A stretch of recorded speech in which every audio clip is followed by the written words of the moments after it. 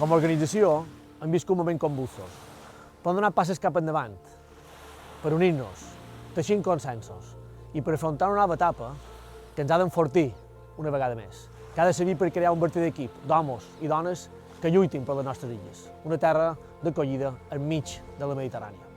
Ara, com a societat, passant també moments molt complicats per mort del virus, però som un poble valent, que sempre ha superat les adversitats, que ha sabut capetjar els temporals. Per això hem de ser optimistes. De les crisis neixen oportunitats, i aquí hi ha la nostra. Hem de treballar perquè Mallorca, Menorca, Eivissa i Formentera tinguin el lloc que es mereixen. Hem d'assolir un futur millor per als nostres fills i filles.